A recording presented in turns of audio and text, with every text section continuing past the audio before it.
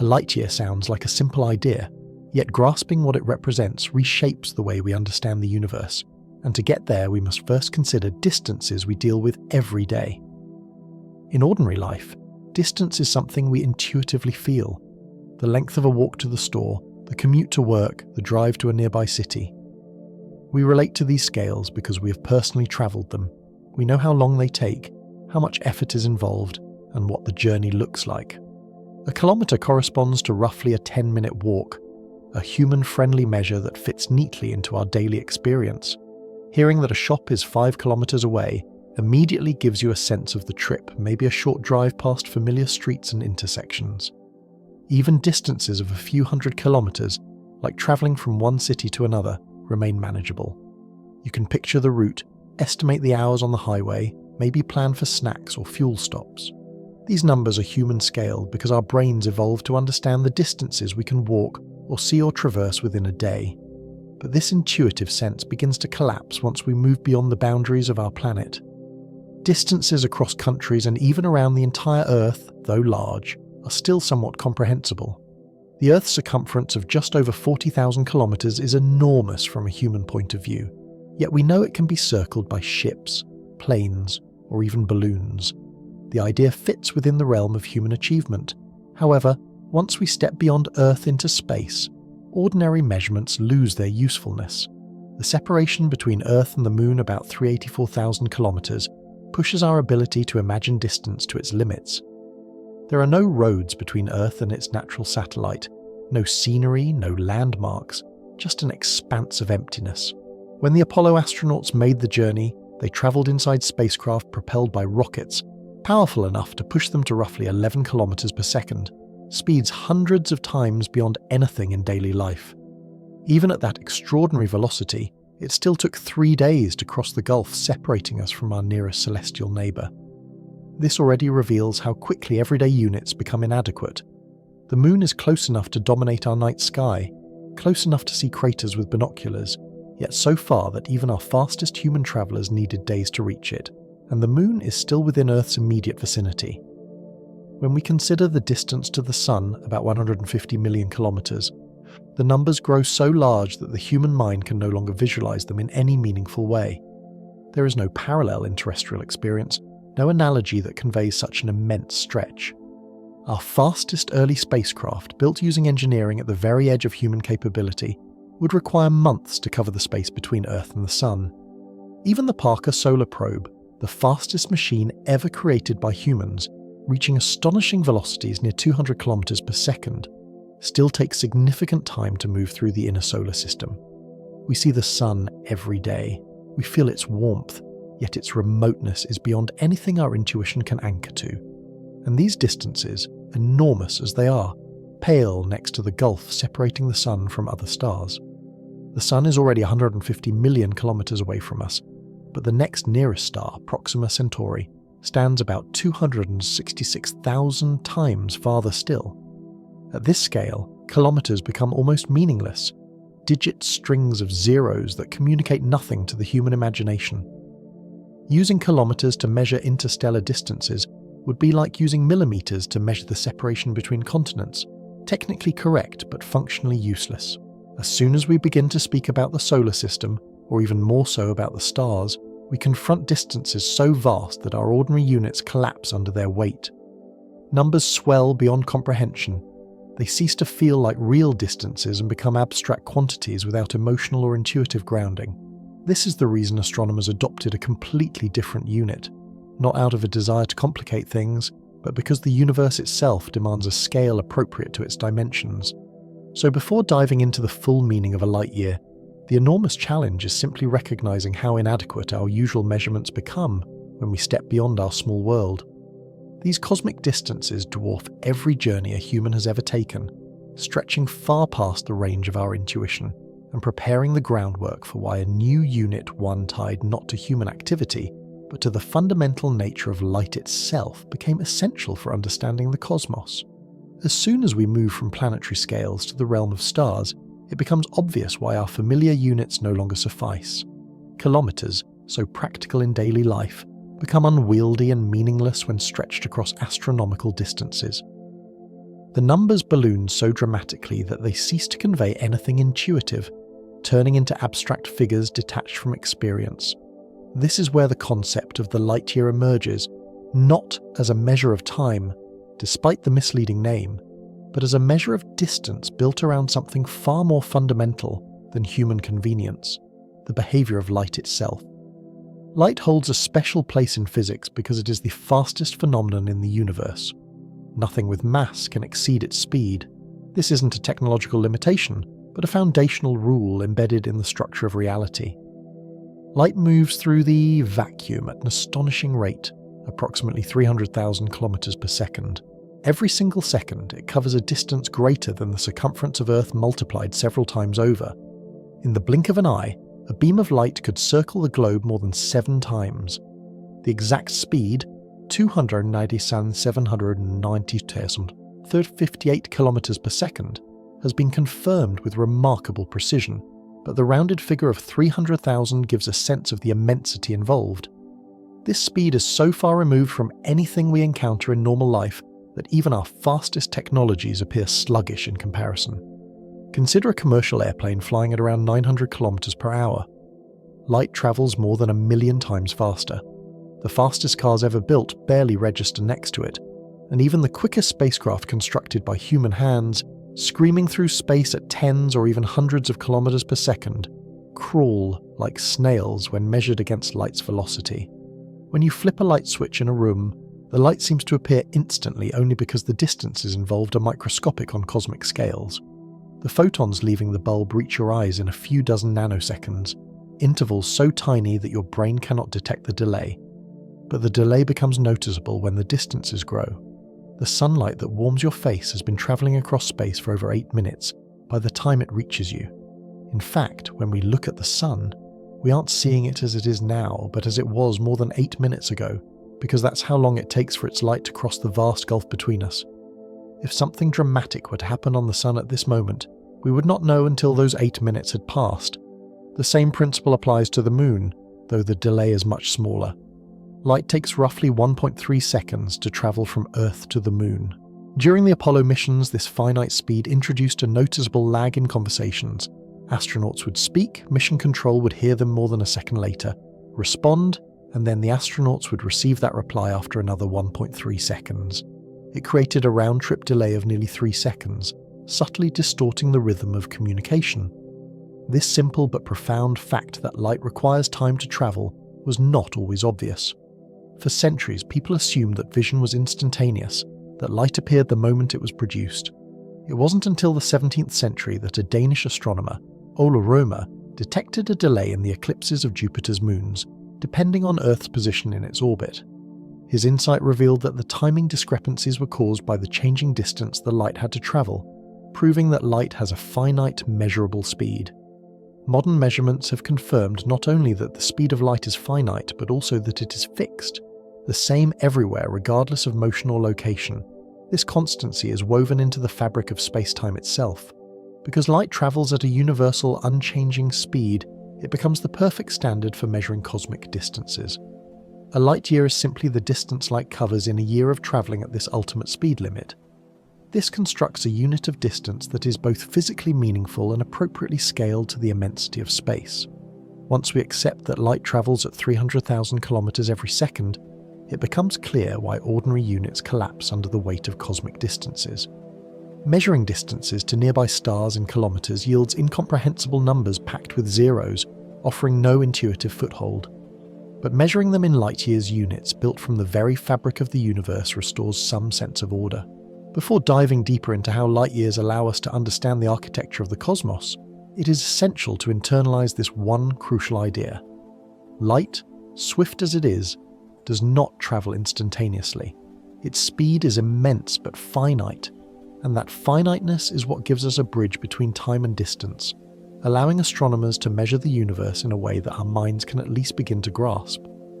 This insight sets the stage for understanding the true scale of the universe, and why only a unit based on the motion of light can adequately describe the enormity of the gulf between stars. The idea that light moves incredibly fast yet not instantaneously becomes even more striking when we consider how this delay reveals the true structure of the universe.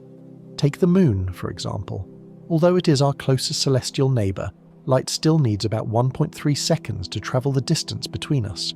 This small but measurable lag shaped every conversation between Apollo astronauts and mission control. Whenever astronauts spoke, their voices encoded in radio waves moved at light speed toward Earth, arriving 1.3 seconds later. Mission control responded, and another 1.3 seconds passed before the astronauts heard the reply, creating a subtle pause after every exchange. An unavoidable reminder that even the swiftest signals require time to traverse space. The delay is far more dramatic when we look at the Sun. Light takes a little over 8 minutes to bridge the huge distance between our star and our planet. When we see the Sun shining overhead, we are witnessing an image from the past sunlight that began its journey more than 8 minutes earlier. If the Sun were to suddenly dim or flare up, or even vanish entirely, we would remain unaware of the event until those 8 minutes elapsed, because the information can only reach us at the finite speed of light. This concept, the idea that all information in the universe travels at a limited speed, was not always understood. Before the late 1600s, people assumed light appeared instantly. You opened your eyes and simply saw. There was no reason to imagine a delay. The turning point came in 1676 when the Danish astronomer Ole Rømer studied the eclipses of Io, one of Jupiter's moons. He noticed that the timing of these eclipses varied depending on Earth's position in its orbit. When Earth was closer to Jupiter, the eclipses appeared to occur earlier than predicted, and when Earth was farther away, they seemed delayed. Rømer realized that this discrepancy could only be explained if light took time to cross the varying distances. Though his numerical estimate of the speed of light was not accurate by modern standards, because he didn't know the exact size of Earth's orbit, his conclusion was revolutionary. Light does not travel instantaneously. It has a finite speed. Over the centuries, as scientific tools improved, we measured the speed of light with increasing precision, using rotating mirrors, lasers, and atomic clocks. Eventually, the exact value was determined so precisely that in 1983, scientists defined the meter itself in terms of the distance light travels in a tiny fraction of a second. This transformation in our understanding went beyond mere measurement. As physics progressed, especially with Einstein's work in the early 20th century, it became clear that the speed of light is not just a property of light, it is a fundamental feature of the universe. Light's velocity is constant everywhere, for every observer, regardless of their motion through space. This constancy leads to remarkable consequences. Space and time are not fixed backgrounds but dynamic interwoven aspects of reality that adjust themselves to preserve the speed of light. If you move rapidly, time slows down for you relative to someone standing still, and the distances in the direction you travel compress. These are not illusions or quirks of measurement, but real physical effects. Countless experiments have confirmed them. Muon's unstable subatomic particles created in Earth's upper atmosphere live longer when moving at near light speeds, reaching the ground even though their lifetime should be too short for the journey. Particle accelerators routinely observe time dilation in high-speed particles. Most famously, the GPS system would be useless without accounting for relativity. The clocks on satellites orbiting Earth run at slightly different rates than clocks on the ground due to both their speed and their reduced gravitational field. If engineers ignored these relativistic effects, GPS coordinates would drift by kilometers within hours. These observations reinforce a profound truth. Nothing with mass can exceed the speed of light, because pushing an object with mass closer to light speed demands exponentially more energy. As its speed increases, so does its resistance to acceleration, approaching infinity as it nears the speed of light. Only massless particles such as photons can move at that ultimate speed, and indeed they must. Photons always travel at light speed from the moment they are created. They cannot slow down or accelerate. Their nature is bound to this constant. Recognizing this allows us to redefine distance in a way that reflects how the universe actually works. Because light is the fastest possible messenger, the distance it covers in 1 year becomes an elegant universal yardstick. A light year is not a measure of time, despite the word year embedded within it, but a measure of length, a distance tied fundamentally to the structure of space-time. When we say something is a certain number of light years away, we're saying that light, travelling at the maximum speed permitted by the universe, requires that many years to traverse the gap. This transformation from thinking of distance in steps or kilometers to thinking of it in terms of light's finite travel time marks the moment we step beyond human experience and begin to measure the cosmos on its own terms. It bridges the gap between human intuition and astronomical reality, setting the stage for understanding just how immense the universe truly is. Once we accept that light moves at a finite but extraordinary speed, we can begin to quantify what a full year of such travel represents. A light year is simply the distance light covers in one Earth year, moving relentlessly at 300,000 kilometers every second. Multiply that speed by the number of seconds in a minute, then by minutes in an hour, hours in a day, and days in a year, and you arrive at a staggering figure, roughly 946 trillion kilometers. The exact value differs only in decimal precision, but the magnitude remains overwhelming. It is here that many people first hit a conceptual wall, not because the math is difficult, but because the human mind is not built to comprehend numbers of this scale. We casually use words like million, billion, and trillion in conversation, yet the difference between them is far beyond intuition.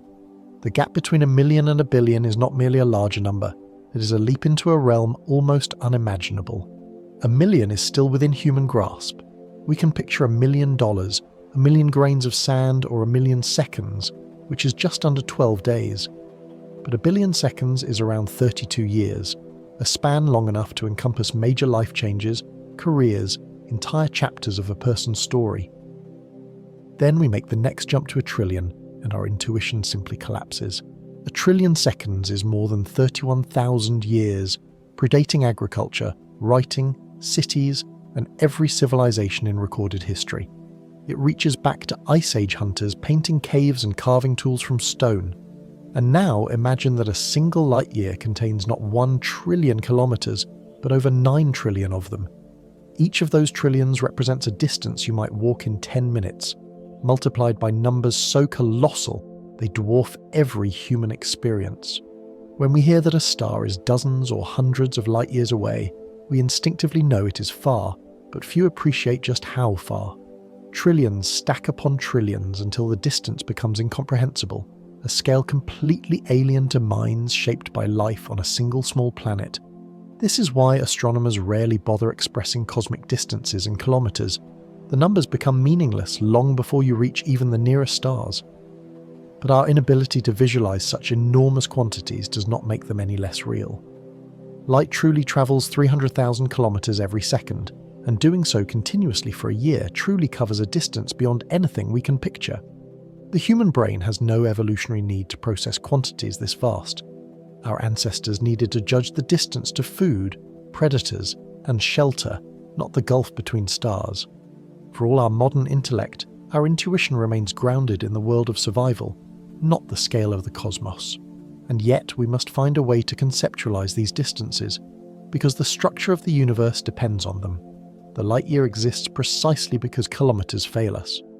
The light year gives us a unit that grows naturally with the immensity of the cosmos, a unit built from the universe's own speed limit. Even so, understanding a light year requires stepping back and building intuition slowly. We can begin with a single light second, 300,000 kilometers.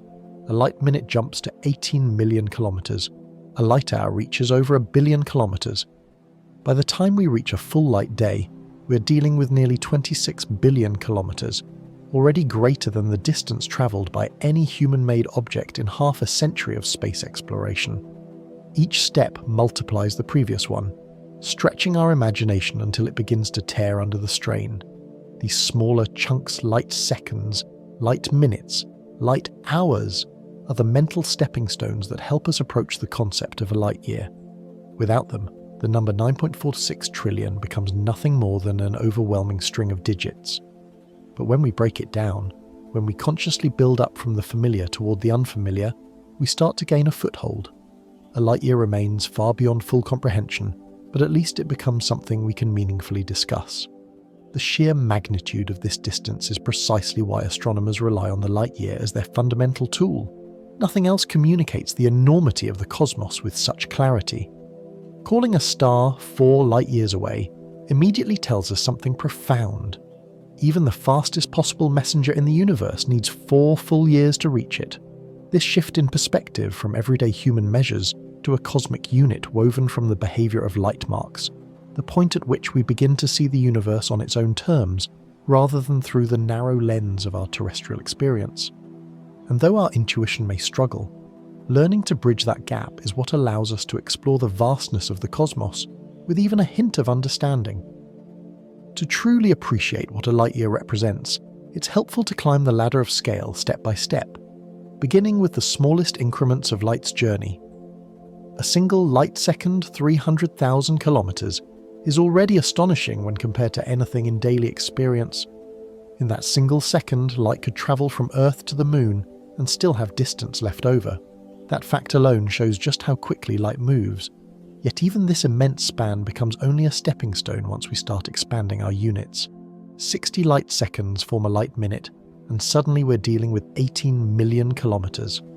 At this scale, human intuition starts to falter. The distance between Earth and the Sun, about 8 light minutes, becomes a convenient benchmark. Every moment we see the Sun, we're seeing it as it was more than 8 minutes ago, because its light needs that long to cross the void between us. This isn't just an interesting detail, it plays a crucial role in space exploration. When NASA operates rovers on Mars, for example, the variation in Earth-Mars distance leads to communication delays anywhere from about 2 minutes to over 20 minutes each way. Engineers cannot simply drive a rover in real time the way you might steer a remote-controlled car. Every instruction must be planned meticulously, sent across the gulf of space, and executed with no immediate feedback. If a rover bumps into a rock or faces an unexpected obstacle, the engineers don't find out instantly. They must wait for the rover's signal to crawl back to Earth at light speed, make decisions, send new commands, and then wait again. Even simple problems can take an hour or more to diagnose and correct. These delays illustrate how even light's immense speed becomes limiting when distances grow. Expanding upward, 60 light minutes form a light hour, equivalent to more than 1 billion kilometers. This is roughly the scale of the outer planet's distances. Saturn, for instance, at its closest approach to Earth, lies about 1.2 light hours away. When the Cassini spacecraft orbited Saturn between 2004 and 2017, every photograph it took, every bit of data it collected, had to travel for more than an hour before reaching Earth. Scientists could not simply watch Cassini's surroundings live or react quickly to events. Instead, they programmed long sequences of actions in advance, trusting that the spacecraft would carry them out autonomously. If something unexpected happened, Cassini needed built-in protections to place itself into a safe mode, because by the time information about a problem reached Earth and corrective instructions returned, over 2 hours would have passed, far too long to respond to an emergency in real time. Pushing farther still, we reach a light day. The distance light covers in 24 hours about 26 billion kilometers. Even after nearly 50 years of continuous flight, Voyager 1, humanity's most distant spacecraft, is only a little more than 1 light day from Earth. Travelling at roughly 17 kilometers per second, an incredible speed by human standards, it has spent decades accelerating away from the Sun through the nearly frictionless vacuum of space. Yet despite all that time and momentum, it has not even reached 2 light days of distance. This reality is a powerful illustration of how tiny human achievements remain when placed against cosmic distances. Voyager 1 crossed the heliopause in 2012, the boundary where the influence of the Sun's solar wind gives way to the interstellar medium. This milestone marked humanity's first physical step into interstellar space. But even so, the spacecraft is still in our immediate cosmic neighbourhood, barely beyond the edge of the solar system when viewed in light-year terms. As we continue to climb these increments, from seconds to minutes to hours to days, the pattern becomes clear. Each new scale expands by a factor so large that the previous one seems trivial in comparison. What felt immense at one level becomes almost negligible when seen from the next. A light second dwarfs any terrestrial journey.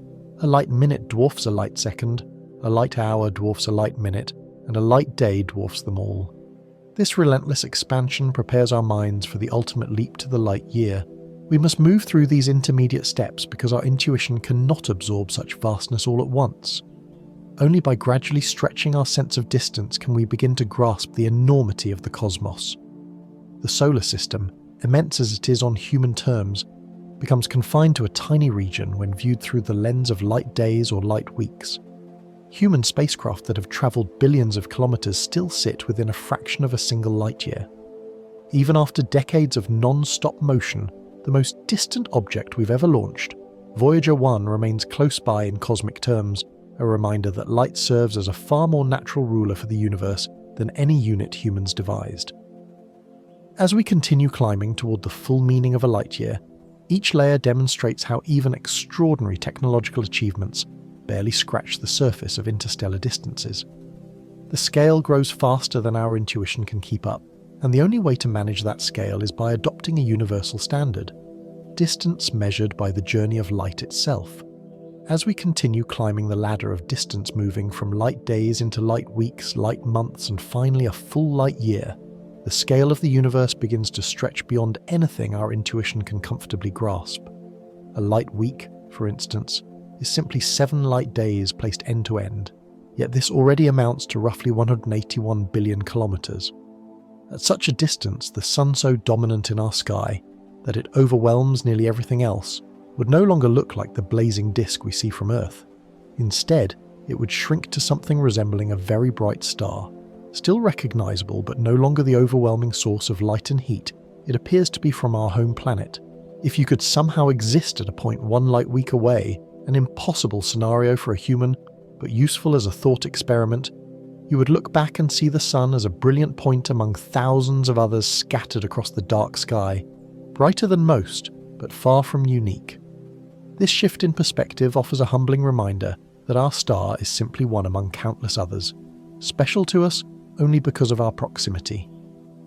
Pushing farther outward brings us to a light month, about 30 light days or roughly 778 billion kilometres. At this scale, even the structure of the solar system begins to fade. The planets, which seem so distinct and substantial when viewed from Earth or through telescopes, would compress into a tiny cluster surrounding a bright dot. Jupiter might still be faintly visible with a powerful telescope, but the inner planets would be lost in the sun's glare. The entire solar system, the worlds we have studied in detail, the moons we have visited with probes, the asteroids and comets that populate our celestial neighbourhood, would shrink into an almost indistinguishable point of light floating in the darkness. If you were looking back from a light month away, our entire planetary system, all of human history, all of Earth and its complex ecosystem, would occupy a region so small that it would be little more than a speck. It becomes clearer and clearer that the solar system exists on a scale that is immense on human terms but tiny on cosmic ones. And finally, after hours, days, weeks and months of light travel, we arrive at the distance of a full light year. The distance light covers in 365 days, deaths and 160 hours of continuous travel at 300,000 kilometers per second. This is the fundamental unit astronomers rely on when mapping the distances between stars because nothing else captures the magnitude without drowning meaning in strings of zeros. A light year contains over 9 trillion kilometers, and yet even this enormous unit becomes almost casual in astronomical discussion. Stars are several light years away, tens of light years away, hundreds or thousands of light years away. What sounds like an abstract measurement becomes the natural language of the cosmos. Attempting to describe these distances in kilometers would be absurd, like measuring the width of a continent in millimeters. The numbers would grow so unwieldy that they would lose all connection to understanding. But a light year, though still enormous, provides a scale that allows comparison. If one star is 4 light years away and another is 40 light years away, we immediately understand the second is 10 times farther, even if the distance itself remains beyond visualization. The power of this unit lies not in making the universe small, which it certainly does not, but in allowing us to think about it at all. Each step toward the light year demonstrates how quickly distance balloons as we move outward. A light second dwarfs any earthly journey. A light minute dwarfs that, and each successive unit compounds the previous one by another factor of 60 or 24 or 30 or 12. What began as an already large number 300,000 kilometers in a single second grows into numbers so colossal they defy imagination. Yet by stacking these units step by step like carefully laid bricks, we can begin to understand how astrophysicists and astronomers navigate these distances. A single light year is a unit forged from the universe's own maximum speed, a measure not tied to human limitations but to the behaviour of light itself. It serves as a bridge between time and space, a reminder that when we look at distant stars, we're not only observing faraway objects but also peering into the past. Reaching a full light year in our conceptual journey reshapes our understanding of the universe. It marks the moment we step out of the solar system mentally and begin to contemplate the vast ocean of interstellar space where stars drift at enormous distances from one another. And at this scale, one thing becomes clear. Our solar system, enormous as it seems on human terms, is a tiny island in a sea so vast that even light nature's swiftest traveller requires years to cross it. That is why astronomers rely on the light year, not to simplify the universe, but to give us a fighting chance to comprehend its staggering immensity. The moment we begin talking about distances beyond our solar system, distances between stars rather than between planets, it becomes obvious why astronomers needed a measurement more suitable than kilometres. Using kilometres to express the gap between stars produces numbers so enormous that they lose all sense of proportion. The nearest star system beyond the Sun, Proxima Centauri, lies more than 40 trillion kilometres away. This figure, while technically accurate, conveys almost nothing meaningful to our intuition. Yet saying that Proxima Centauri is 4.24 light-years distant immediately provides context. It tells us not only how far the star lies, but also how long its light must travel before reaching us. Light-years allow astronomers to describe interstellar distances in a manageable way, linking space and time in a single unit, rooted in the physical laws of the universe. A distance expressed in light-years tells us how far something is, but also how far into the past we are looking whenever we observe it. This connection becomes deeply important when studying the universe because the finite speed of light means that all astronomical observations are, in a sense, historical records. Yet the usefulness of the light year goes even deeper because it is tied to the structure of space-time itself. The speed of light is not merely very fast, it is the ultimate speed limit built into the universe. No object with mass can reach or exceed it, not because our technology is insufficient, but because the laws of physics prohibit it. As you accelerate an object closer to the speed of light, strange effects begin to unfold, most famously described by Albert Einstein in his theory of special relativity. At velocities approaching the speed of light, time behaves differently. To a stationary observer, a rapidly moving object experiences time more slowly, a phenomenon known as time dilation. This isn't a metaphor or a mathematical curiosity. It is a real effect that has been confirmed through countless experiments. If you were travelling at a significant fraction of light speed, the seconds ticking by on your onboard clock would stretch compared to the seconds passing for someone back on Earth. Meanwhile, the distances in the direction of your motion would contract, as if space itself was squeezing to preserve the universal speed limit. These effects grow stronger the closer you approach light speed, redefining how time and space behave under extreme conditions. This is why we cannot simply add speeds together in the way we do in everyday life. If you stand on a moving train and throw a ball forward, the speed of the ball relative to the ground is simply the sum of your throwing speed and the train's velocity. But this intuition breaks down when dealing with light. If you were somehow travelling at half the speed of light and turned on a flashlight, the light beam would not move away from you at 1.5 times the speed of light. Instead, both you and a stationary observer would measure that light to be travelling at exactly the same speed, 300,000 kilometers per second. This deeply unintuitive result is a core feature of the universe. The speed of light is constant for all observers, regardless of their motion. To preserve this invariance, space-time must bend and adjust. Time slows, lengths contract, and mass appears to increase. These transformations are what allow the speed of light to remain fixed. They are not optional or symbolic. They are the actual behaviour of the physical world, and this leads to one of the most profound consequences in physics. The closer an object gets to the speed of light, the harder it becomes to accelerate. Its inertia increases, requiring ever more energy to achieve diminishing gains in speed. To truly reach the speed of light, you would need infinite energy, an impossibility within our universe. This is more than a technological challenge, it is a fundamental limit. No matter how advanced our engineering becomes, a spacecraft with mass cannot be accelerated to the speed of light. Only massless particles such as photons can move at that speed, and they must always do so. Because of this, the light year becomes more than just a convenient unit. It represents a physical boundary, the fastest anything can travel across space. When astronomers say a star is 10 light years away, they are also saying that no signal, no spacecraft, no particle with mass can make that journey in less than 10 years. Distance and time become inseparable. A light year is a statement not only of separation, but of the minimum time required for any interaction, any message, any traveller to cross that gulf. This merging of space and time explains why astronomers adopt the light year as their standard. It is not merely a measurement born of convenience, it reflects the deep structure of the universe. It acknowledges the immutable cosmic speed limit, the relativity of time, and the strange, beautiful geometry of space-time.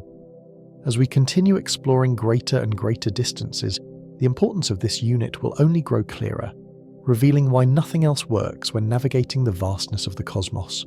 Relativity is not simply an elegant theory, it is a framework that has been repeatedly validated by experiment, shaping our understanding of motion at high speeds and revealing why the speed of light forms an absolute boundary in nature. Time dilation, length contraction, and the increasing difficulty of accelerating massive objects are not hypothetical curiosities, but measurable realities. One of the clearest demonstrations arises from particle accelerators, where scientists routinely observe particles travelling at speeds incredibly close to that of light. These particles, which might ordinarily decay in fractions of a microsecond, survive far longer when accelerated because time for them slows relative to our frame of reference. From the perspective of the particles, nothing unusual is happening, they are living out their normal lifetimes. But from our perspective, time has stretched for them, allowing them to travel meters or kilometers before decaying instead of micrometers. This isn't a theoretical prediction. It is observed billions of times every day in laboratories around the world. The universe itself also provides abundant proof. High-energy cosmic rays striking the upper atmosphere generate muons unstable particles that decay so quickly they should never reach Earth's surface.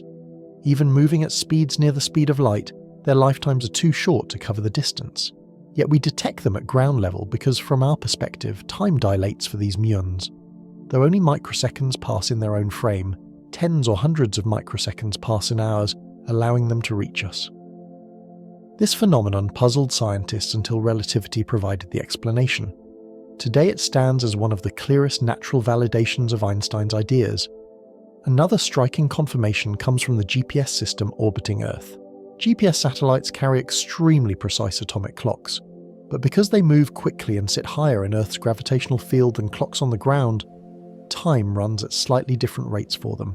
A combination of special relativity, motion, and general relativity, gravity. Engineers must account for these relativistic time shifts. Otherwise, GPS positions would drift dramatically, deviating by several kilometers each day. The fact that your phone can pinpoint your location on a map is direct evidence that relativity is real. Without adjusting for time dilation, GPS would be useless.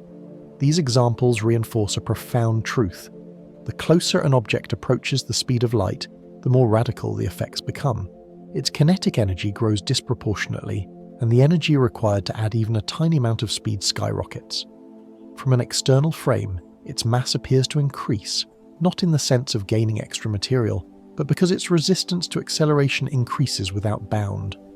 To accelerate an object with mass to the speed of light would require infinite energy, something no conceivable physical process could supply. This is why faster-than-light travel remains outside the realm of possibility according to the known laws of physics. It is not an engineering challenge awaiting future breakthroughs, it is a structural limit set by the nature of space-time. Meanwhile, light itself plays by different rules. Photons have no rest mass, and for that reason they are not subject to the same constraints.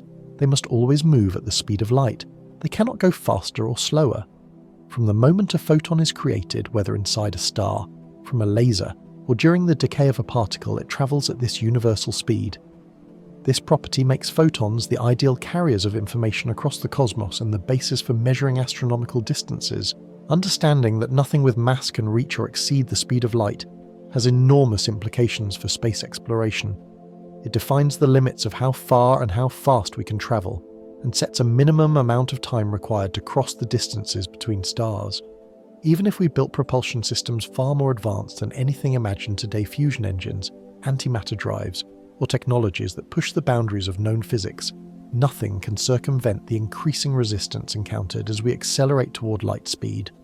Thus, even with perfect efficiency and unlimited fuel, travel times to neighboring stars would still stretch into years or decades. Relativity also reveals that the speed of light is not just a threshold, but the underlying structure upon which space-time operates. Time and space reshape themselves to preserve this cosmic constant. It is woven into the fabric of reality, dictating not only how objects move, but also how they experience time. This interdependence between motion and time makes the speed of light far more than a simple measurement. It is the foundation of cosmic geometry. When astronomers use the light year, they are therefore relying on a unit deeply rooted in the fundamental behavior of the universe. It reflects not just distance, but the inescapable relationship between distance and time, relationship that governs everything from the lifespan of particles to the feasibility of interstellar travel. As we push deeper into our exploration of the cosmos, these relativistic principles guide our understanding, shaping our expectations for what is achievable and reminding us that even the most advanced technologies cannot rewrite the laws that define the universe itself. Once we understand that nothing with mass can reach or exceed the speed of light, we begin to see why even the most optimistic visions of interstellar travel come with immense constraints. The nearest star system, Proxima Centauri, is a little over 4 light-years away, meaning that even if a spacecraft could travel at 99% of light speed, a feat far beyond our current capabilities, it would still take more than 4 years to cross that distance, and that's the theoretical minimum. In practice, any craft would need time to accelerate up to such a speed, and later decelerate upon arrival, adding months or years to the journey. Even achieving a significant fraction of the speed of light requires revolutionary breakthroughs in propulsion, energy storage, shielding, and engineering. Current rockets, even our fastest probes, would need thousands of years to reach the nearest stars. This is why scientists and engineers have explored ideas from science fiction, searching for theoretical loopholes rather than brute force speed. Concepts such as warp drives, wormholes, and hyperspace originate from attempts to imagine ways around the cosmic speed limit. A warp drive, for example, is not about accelerating a ship faster than light, but about bending space itself so that the distance between 2 points shortens.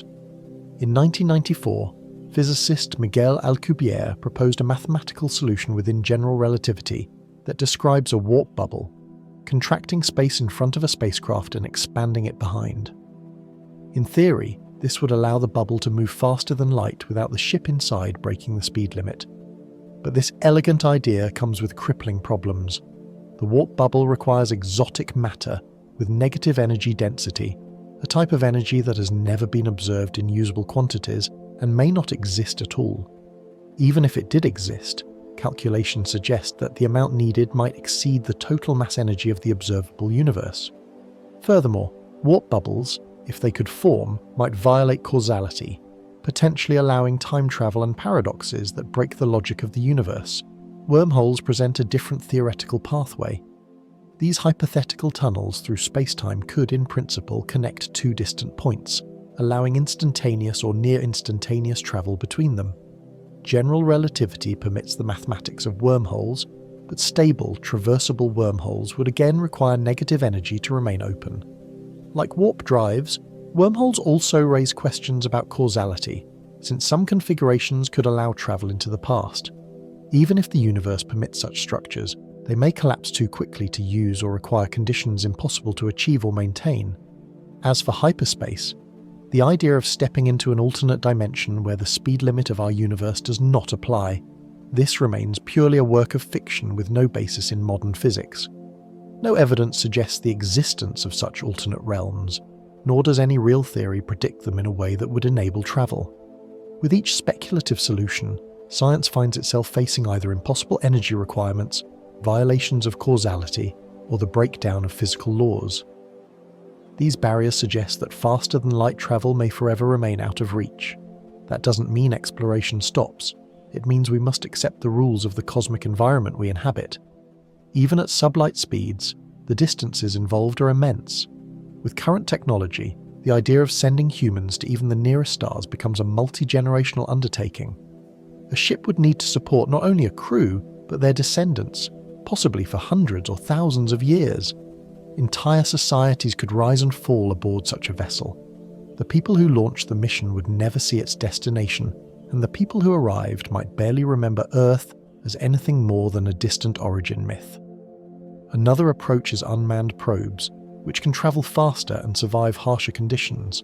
The most ambitious real-world proposal so far is Breakthrough Starshot, an initiative that aims to send gram-scale spacecraft to Proxima Centauri by pushing them with powerful ground-based lasers. These tiny probes, accelerated to perhaps 20% of light speed, could reach the star system in around 20 years and send data back another 4 years after that. While technologically daunting, this concept is grounded in established physics. Yet even this mission faces colossal challenges, constructing enormous laser arrays, preventing the probes from disintegrating under acceleration or collisions with dust grains, ensuring their onboard systems survive 2 decades in deep space, and developing communication methods capable of transmitting data across more than 4 light-years with only milliwatts of power. And despite all that effort, the probes could only perform a brief high-speed flyby with no ability to slow down. These limitations highlight the reality. Interstellar travel is possible in theory, but profoundly difficult in practice. The laws of physics allow journeys between stars, but only under constraints that make them slow, energy-intensive, and technologically formidable.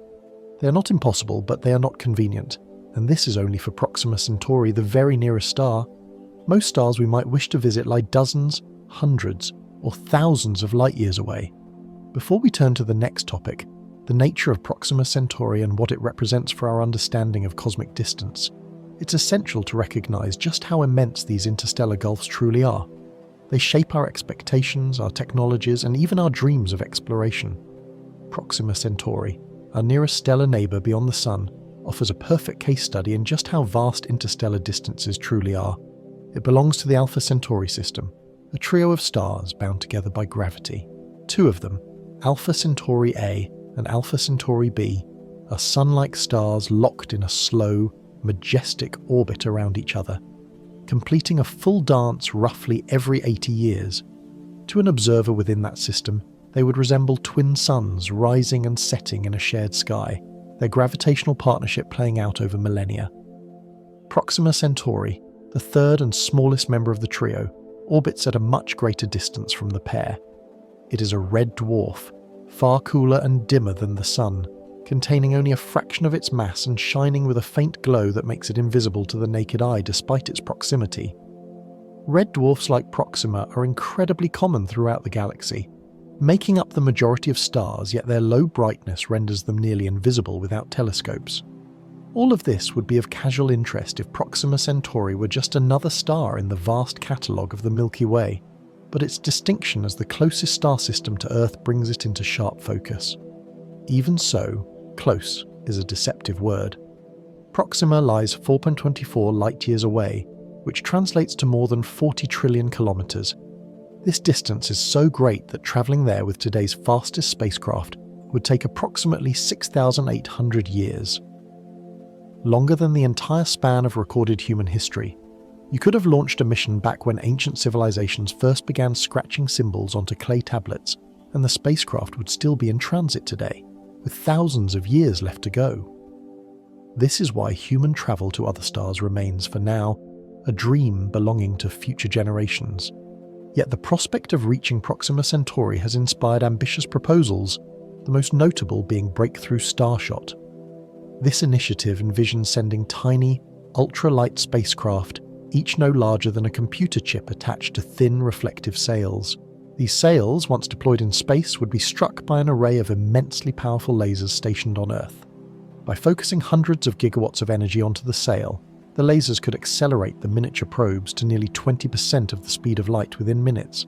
At such a blistering pace, the journey to Proxima Centauri would take roughly 20 years, and their signals would then require an additional 4 years to make the return trip to Earth. In theory, this would allow humanity to receive close-up data from another star system within a human lifetime, a remarkable leap in our ability to explore the cosmos. But the challenges are enormous. The lasers required for such acceleration would need to produce unprecedented power while maintaining precise aim, on a tiny sail millions of kilometers away. The sail itself would need to withstand immense forces during acceleration and avoid vaporization. Then there is the journey through interstellar space. At 60,000 kilometers per second, collisions with even microscopic dust particles could destroy the probes in an instant. Shielding adds weight, which demands greater laser power, which increases complexity and cost. Even if a probe survives the trip, slowing down is impossible at such high speeds, meaning it could only conduct a brief flyby of any planet or star, capturing whatever data it can in the blink of an eye before racing onward into darkness. And communication poses its own hurdles. With only a gram of equipment, the probe would have minimal energy reserves, yet it must transmit data across more than 4 light-years to Earth, a task akin to shouting across an ocean and hoping to be heard. Even with sophisticated receivers on Earth, receiving a clear message would be a monumental accomplishment. While Breakthrough Starshot presents a theoretically plausible path to interstellar exploration, it remains entirely beyond our present engineering capabilities. Achieving it will require a revolution in materials science, laser technology, miniaturization, and deep space communication. Nonetheless, the concept underscores how profoundly difficult interstellar travel is and how extraordinary the Proxima system's distance truly remains. If humans were ever to make the trip themselves, the journey would take so long with conventional propulsion that it would require a multi-generational spacecraft, a self-contained world drifting through the void for millennia. Generations would be born, live their lives, and die aboard the ship without ever seeing Earth, the mission's destination becoming an inherited legacy rather than a first-hand experience. The people who eventually arrived at Proxima Centauri would know Earth only as a distant place from ancient archives, just as we know about long-gone civilizations. This stark reality frames the significance of Proxima Centauri. It is the nearest star system, yet unimaginably distant from a human travel perspective. Understanding its scale invites us to confront the true vastness of interstellar space and prepares us for the even more astonishing distances that separate us from the broader galaxy.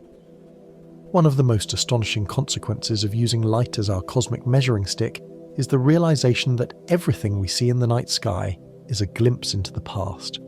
Because light takes time to travel, observing distant stars means observing them as they once were, not as they are at this moment. Even the relatively nearby Sirius, the brightest star in Earth's night sky, sits 8.6 light-years away. That means the photons entering your eyes tonight left Sirius nearly a decade ago. You're viewing a snapshot of the star from your own past, when you were 9 years younger, watching a version of Sirius that no longer exists in the present moment. If you're 20 years old, you are seeing Sirius as it was when you were 11. If you're 40, you're looking at light that began its journey during your early 30s. Sirius itself hasn't changed dramatically in that time, because stars evolve slowly on human timescales, but the principle remains profound. The night sky is a vast archive of ancient light. This effect becomes even more striking with more distant stars. Take Vega, another brilliant point in the sky, situated about 25 light-years from Earth. When you see Vega tonight, the light reaching you departed the star the same year you were born, if you're roughly 25 years old. If you're older, the light predates your earliest memories. If younger, it predates your existence entirely. Someone standing beside you looking up at Vega is sharing a moment shaped by photons older than their life. The star may have changed slightly in those 25 years, but we won't learn about any such change until the light from those events arrives decades from now. Then there is Betelgeuse, a titanic red supergiant marking the shoulder of Orion. Sitting roughly 550 light-years away, it provides an even more dramatic example. The light we see from Betelgeuse tonight began its journey to Earth in the mid-15th century. When those photons set out, the world was an entirely different place. The Italian Renaissance was unfolding, Leonardo da Vinci was a young man, the printing press was still a new invention, and Columbus had not yet crossed the Atlantic. Entire civilizations have risen, transformed, and fallen in the centuries since that light began moving toward us. Every time you look at Betelgeuse, you are literally witnessing the past light that started travelling long before any modern country existed. And because Betelgeuse is nearing the end of its life, it could go supernova at any moment in astronomical terms. Yet even if it had already exploded, we would continue to see the star shining peacefully for centuries, unaware that the event has already happened. Betelgeuse could detonate tomorrow, and no one on Earth would know until the light of that explosion finally reached us. This haunting possibility underscores the time-travelling nature of starlight. A similar situation applies to Polaris, the North Star, which is about 445 light-years away. Its photons left when Shakespeare was writing his early plays, before Hamlet, Macbeth or King Lear existed. The first English settlements in North America had not yet been founded. The Ottoman Empire was near its height, and while the world below changed dramatically over those centuries, the light from Polaris continued its silent voyage through interstellar space until finally reaching our eyes. When we look at Polaris today, we are seeing a snapshot of the star as it existed during the early 1600s. We are surrounded by this kind of temporal layering. Every star visible to the naked eye is a message from a different point in history. Some send us light a few years old, others send us ancient light that predates entire historical eras. Within about 20 light-years of Earth lie around 130 known star systems, a crowded yet invisible neighbourhood in cosmic terms. Some of these stars are faint red dwarfs nearly impossible to observe with the naked eye, while others are familiar names like Altair or Fomalhaut. Every one of these stars shares a common truth. None of them appear to us as they exist right now. The photons arriving at Earth tonight have been in flight anywhere from a handful of years to multiple decades or even centuries. Each point of a light is a courier from the past, carrying information about a star's former state.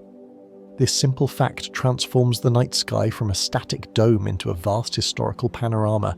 Every glance upward allows us to witness a tapestry woven from ancient photons, some older than modern civilization, others older than you, others older than any living person. When we observe the heavens, we are not seeing a live broadcast but a silent chronicle of the universe's history. The further we look, the deeper into that history we peer, a concept that becomes even more important as we turn toward the greater scales of the galaxy. When we zoom in on the region surrounding our Sun, we discover a surprisingly diverse collection of nearby stars, each offering its own insights into the dynamic and ever-shifting structure of our stellar neighbourhood. Within roughly 20 light-years of Earth lie about 130 known star systems, many of which are faint red dwarfs too dim to see with the naked eye. Among them is Barnard's star, one of the most intriguing objects in our vicinity. Though tiny and unremarkable in brightness, it possesses the fastest apparent motion across the night sky of any star we know. This rapid drift, called proper motion, makes Barnard's star noticeably shift in position over mere decades, an almost unheard of timescale for stellar movement. In about 10,000 years, it will move close enough to surpass Proxima Centauri as our nearest neighbour. And yet, even at its closest approach, it will still be nearly 4 light-years away, a reminder that stars, while moving through the galaxy, remain extraordinarily distant from one another. Another notable neighbour is Wolf 359, located about 7.9 light-years from Earth.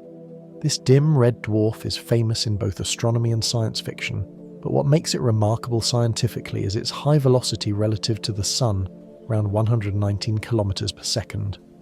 By human standards, this is unbelievably fast, yet compared to the speed of light, it is barely a crawl. Even moving at this tremendous speed, Wolf 359 would require tens of thousands of years to traverse a distance of just 1 light-year. Stellar motion is significant on astronomical timescales, but for human lifetimes, it unfolds with glacial slowness. One of the brightest and best-known nearby stars is Sirius, located 8.6 light-years away. What appears to the naked eye as a single brilliant star is actually a binary system. Sirius A, the dominant component, is a hot, luminous white star roughly twice the mass of our Sun. Orbiting it is Sirius B, an object far stranger and more exotic, a white dwarf. Once a star comparable to the Sun, Sirius B exhausted its nuclear fuel and collapsed into a sphere roughly the size of Earth, while retaining nearly an entire Sun's worth of mass. This makes it extremely dense. A single teaspoon of its material would weigh several tons on Earth. The two stars orbit each other every 50 years, locked in an intricate gravitational ballet. Their relationship provides a window into the life cycles of stars and the cosmic processes that produce the elements found throughout the galaxy, including those that make up our planet and our bodies. Yet even the closest stars represent only a tiny fraction of the objects that populate our galaxy. The Milky Way contains between 100 billion and 400 billion stars, though estimating the exact number is difficult because we are inside the system, trying to look outward through clouds of dust, gas, and overlapping stellar fields.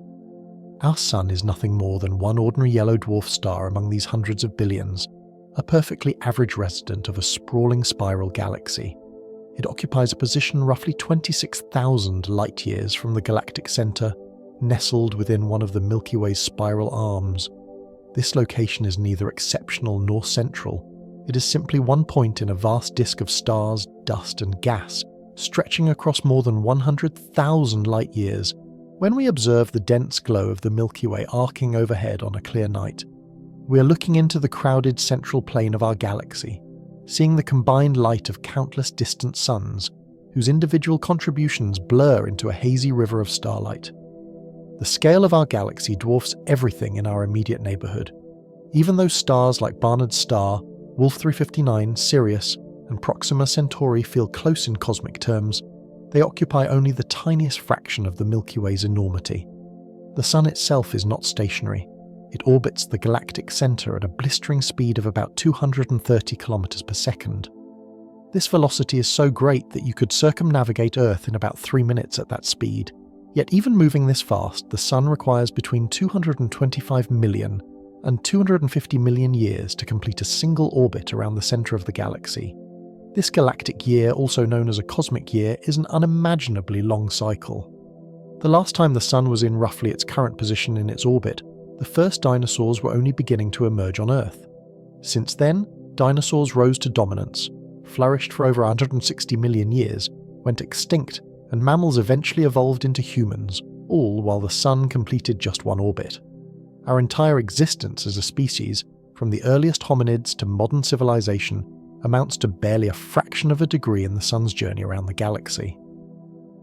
When we frame our cosmic neighbourhood in these terms, we begin to understand two profound truths. First, nearby stars, although unimaginably distant to us, lie extremely close together relative to the full scale of the Milky Way.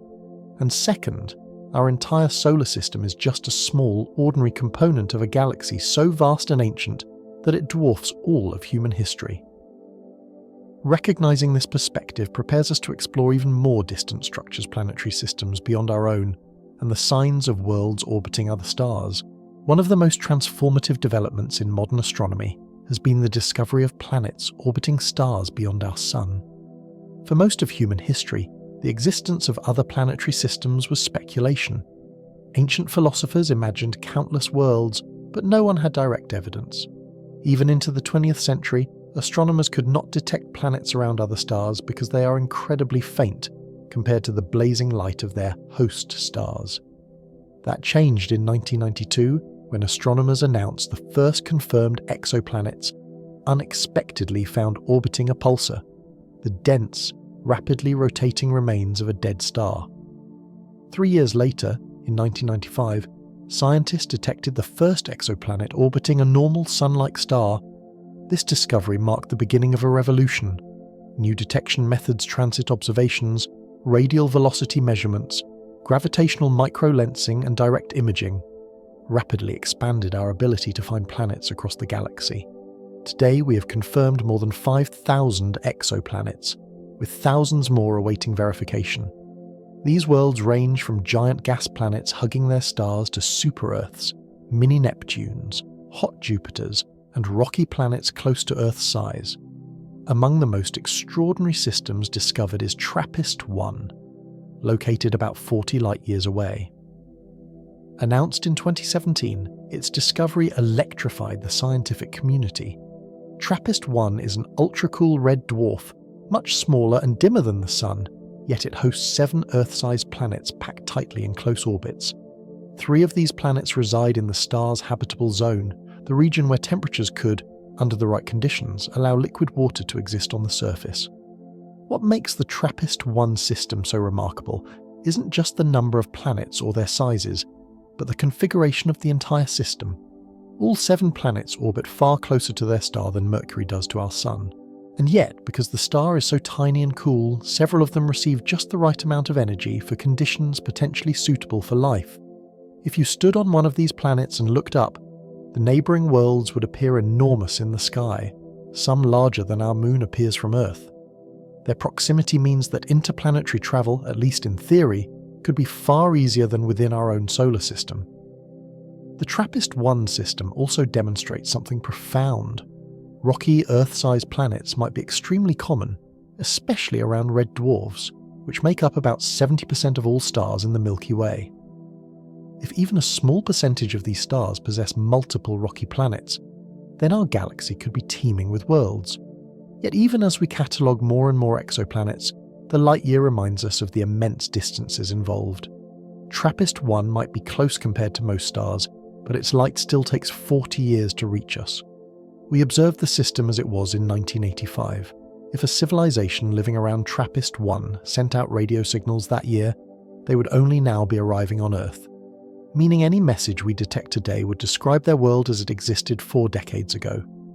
And if we replied the moment we received that signal, our response would take another 40 years to arrive, creating an 80-year round-trip conversation. That means a single exchange of questions and answers spans the better part of a human lifetime. Even simple communication becomes a multi-generational effort. If you asked a TRAPPIST-1 civilization a question today, you would likely be dead before the reply reached Earth. This time delay reality dramatically shapes how we think about interstellar contact. It also influences how we study exoplanets. When we observe a transit planet crossing in front of its star, we are watching something that happened decades ago. Every measurement and every signal we receive is a message from the past. The further we look, the more distant that past becomes.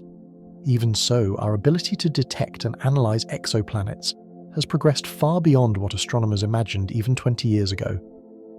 Instruments like the James Webb Space Telescope can now analyze the atmospheres of distant planets by studying how starlight filters through their gases during a transit. We can detect water vapor, carbon dioxide, methane, and other potential biomarkers. We can measure temperatures, identify cloud layers, and estimate surface conditions. And all of this is happening across distances measured in tens of light years. The discovery of exoplanets revolutionized our understanding of the cosmos because it provided direct evidence that planetary systems are not rare exceptions but common features of the galaxy. TRAPPIST-1, with its compact arrangement of Earth-sized worlds, is a vivid example of how varied and rich other star systems can be. But it also illustrates how the light year shapes our expectations. Even our closest exoplanetary neighbours remain separated from us by vast distances that make exploration and communication incredibly slow. In many ways, exoplanets embody a dual reality. On one hand, they make the universe feel more alive, more populated with potential homes for life. On the other hand, the tyranny of distance imposes strict limits on how much we can learn and how quickly we can learn it. As we continue to study these distant worlds, we remain mindful that everything we observe is a frozen moment from years or decades past, a reminder of the immense gulf that separates us from even the most tantalizing destinations. Communication across interplanetary and interstellar distances forces us to confront the true power and the limitations of light-speed transmission. Radio waves, which travel at the speed of a light, may seem instantaneous when used on Earth, but the moment we extend our reach beyond our home planet, delays become impossible to ignore. Voyager 1 offers a particularly striking example. Now more than 24 light hours away farther from Earth than any object humanity has ever created, it takes roughly a full day for a signal from the spacecraft to reach Earth, and another day for a message to return. This means that any two-way communication requires almost 48 hours. If engineers discover a problem aboard Voyager 1, by the time they receive the data indicating it has occurred, the spacecraft has been operating in that compromised state for an entire day. Any corrective command they send won't arrive until a day later. Voyager 1 must therefore be largely autonomous, capable of protecting itself long enough for humans to send new instructions. The New Horizons mission to Pluto faced a similar challenge during its historic 2015 flyby. At a maximum distance of about 4.5 light-hours from Earth, the spacecraft could not be controlled in real time. Flight controllers had to plan months of commands carefully in advance, upload them long before the flyby, and trust that the spacecraft would perform flawlessly as it hurtled past Pluto at more than 14 kilometers per second. Only hours later would Earth receive confirmation that the daring flyby had succeeded. The longer the distances, the more dramatic the delays become. Now imagine human settlers living around Proxima Centauri, a star system 4.24 light-years from Earth. A message sent from Earth, whether a simple greeting, a question, or a request for information, would take over 4 years to arrive, even travelling at the speed of light. If the settlers responded immediately, their reply would take another 4+ years to return. An 8-year delay for a single round of communication would make even the simplest conversation painfully slow. You could ask how their crops were doing and receive an answer about harvest long since eaten. You could inquire about a newborn child and learn of their adulthood in the reply. Even urgent matters would be helplessly bottlenecked by this cosmic time lag. The idea of live conversation becomes impossible. No matter how advanced the technology, no innovation can make information travel faster than light. Every message is bound by an absolute minimum travel time that cannot be overcome. For a colony even farther away, say 10 light years, the delay stretches to 20 years round trip. Sending a message becomes a multi-decade commitment. Children could be born, grow up, and start families before their parents on Earth received answers to earlier questions.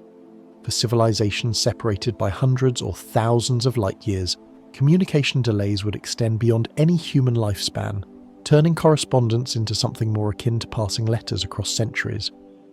This reality forces us to rethink what communication truly means on interstellar scales. Messages become historical artifacts. They reflect situations long since changed. People receiving them might not remember the context in which earlier messages were sent, or they might not have been born when something was asked of them. In this sense, communication between distant parts of the galaxy is much more like time-delayed archaeology than dialogue. These challenges reshape every aspect of long-distance space exploration. A starship travelling between systems cannot depend on guidance from home. It must be self-sufficient not merely in terms of food, power and navigation, but in terms of decision-making. A ship or colony must develop its own leadership, resolve its own conflicts, and adapt without instructions from Earth. Even scientific discoveries become isolated. If a distant colony learns something extraordinary, say, cracking a new physics principle, or discovering alien microbes, Earth would not hear about it for years or decades. And if Earth replied with new theories or follow-up questions, the colony might not learn of them for another long stretch of time.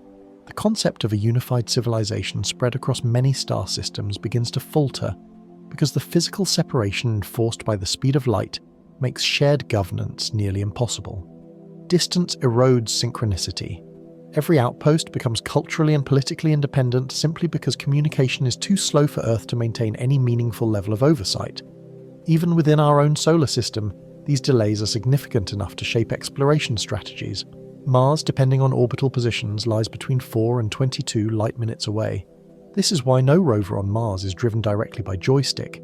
Every turn of the wheels, every movement of the robotic arm, and every investigative action must be pre-planned and queued. The time delay ensures that even something as simple as nudging a rock requires waiting minutes for confirmation. The one thing that becomes clearer at cosmic scales is that the speed of light, while unfathomably fast on human terms, is painfully slow when measured against interstellar distances. It defines the fundamental constraints under which communication must operate. It tells us that talking to a colony 4 light-years away is not like making a phone call.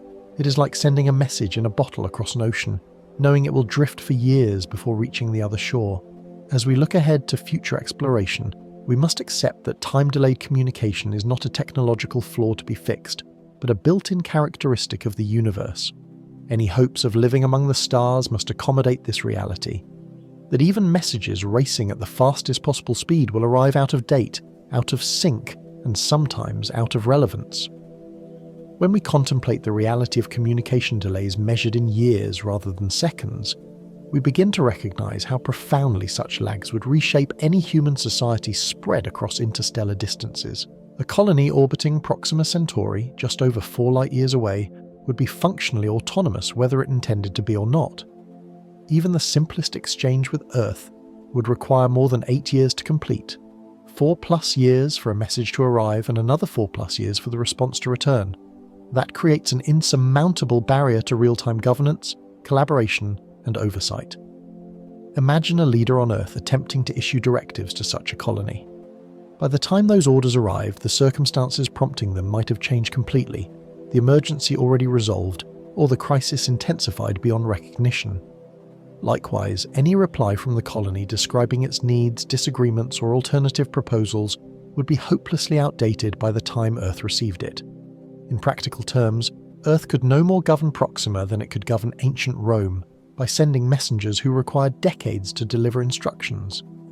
No modern political system could function under such delays. Democratic discussions would be impossible, courts could not operate cohesively, and decisions about resource allocation or defence would be fatally slow. As generations passed, the colony would inevitably develop its own priorities, culture, customs, and decision-making processes. It wouldn't simply drift from Earth, it would diverge. Over decades or centuries, that divergence would grow into a fully separate identity, not out of rebellion but out of necessity. Each settlement would have no choice but to manage its own affairs, interpret its own laws, and solve its own problems without expecting timely help from Earth, and cultural divergence would naturally follow. When constant communication is impossible, communities evolve independently. Languages shift, traditions emerge, values transform, and stories adapt to new environments.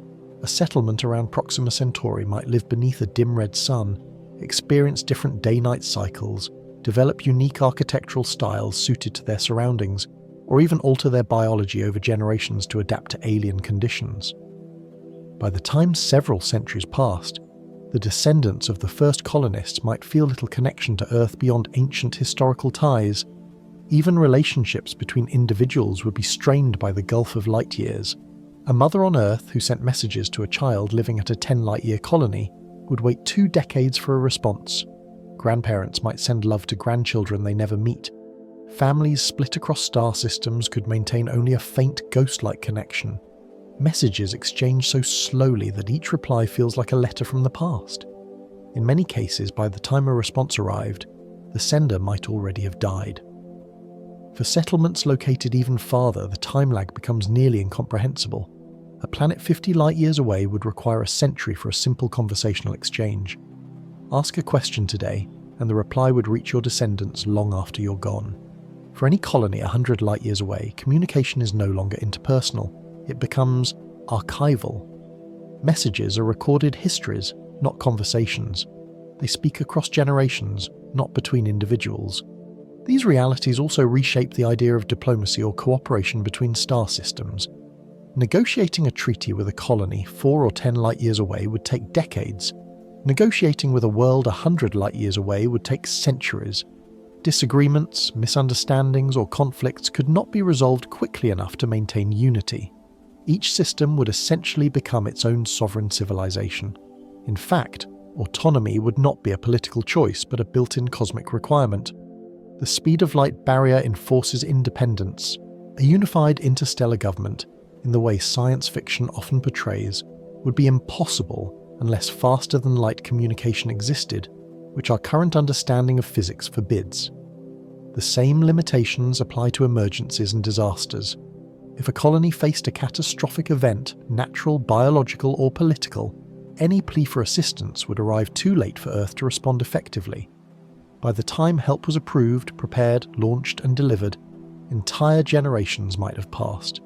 Even if Earth desperately wanted to help, the universe itself would prevent timely aid. For the colony, then, survival would depend on deep reserves, robust infrastructure, autonomous manufacturing, and self-reliant governance. This necessity for independence isn't only logistical, it becomes psychological. When a society knows that no help is coming and no guidance will arrive in time, it naturally develops a cultural mindset rooted in self-sufficiency. Over generations, this mindset shapes everything from politics to traditions to worldviews, and at greater distances, communication becomes so slow that it effectively collapses into silence. Civilizations separated by hundreds of light-years could theoretically exchange signals, but the correspondence would span so many generations that the concept of conversation loses meaning. You wouldn't expect an answer in your lifetime, nor in your children's or grandchildren's. Exchanges would resemble time capsules passed between eras, not meaningful dialogue. This stark truth forces us to fundamentally rethink human expansion into the cosmos. The universe's vastness guarantees that once humanity spreads to the stars, we will not remain a single civilization.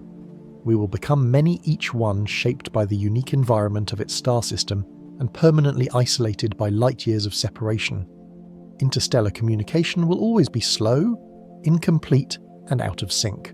The cosmic speed limit ensures that every colony will evolve into something distinct, both culturally and politically.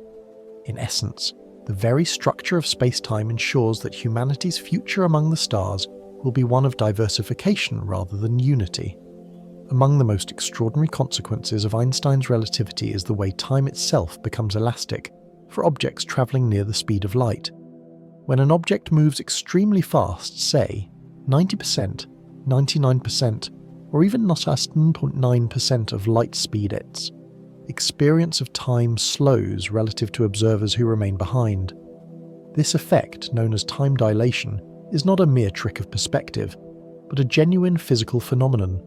Clocks on board a high-speed spacecraft tick more slowly, heartbeats slow, biological aging slows, and every internal process unfolds at a different pace compared to the passage of time outside the vessel. Imagine, for example, a spacecraft capable of reaching 99.9% of the speed of light. From Earth's perspective, such a ship would take slightly more than 10 years to travel to a star 10 light-years away, because even at nearly light speed, it cannot outrun the finite limits set by the universe.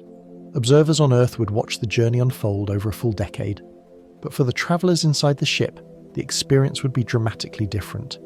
Due to time dilation, their onboard clocks might record only months passing instead of years. Their subjective experience of the journey would be compressed, while the universe outside continues normally. They would age perhaps less than a single year, while people on Earth age more than 10. Their younger siblings might become older than them during their absence. Their children might grow into adults while the travellers themselves barely age. In this sense, they would return to an Earth located in their own future. Pushing the speed even closer to the cosmic limit intensifies the effect. At 99.9% of light speed, the dilation becomes even more extreme. A round-trip journey to a star 100 light-years away, something that would require more than 2 centuries from Earth's frame of reference, might take only a few years for the people aboard the ship. In other words, a crew might leave Earth, experience 3 or 4 years of travel, and return to a world 200 years older. Their friends would be long gone, their families descendants of descendants, their nation altered beyond recognition. The world they left behind would exist now only in archives. This kind of travel, while slower than light and consistent with the laws of physics, functions like one-way time travel toward the future. It is not science fiction, it is the natural behaviour of space-time. The closer you approach the speed of light, the farther into Earth's future you leap. The relationship between speed and time is not linear, it is exponential. Each additional fraction of c you approach produces vastly greater effects, making high-speed travel simultaneously more powerful and more alien to human intuition, and yet it comes with severe limitations. Though travellers may experience a short journey, the immense energy required to accelerate a spacecraft to such speeds and decelerate it afterward makes the scenario extraordinarily difficult with any technology we can currently envision. The faster you go, the more energy you must supply, and the requirements balloon into astronomical figures long before you approach relativistic velocities. Time dilation is therefore both a tantalizing possibility and a sobering reminder of the universe's constraints.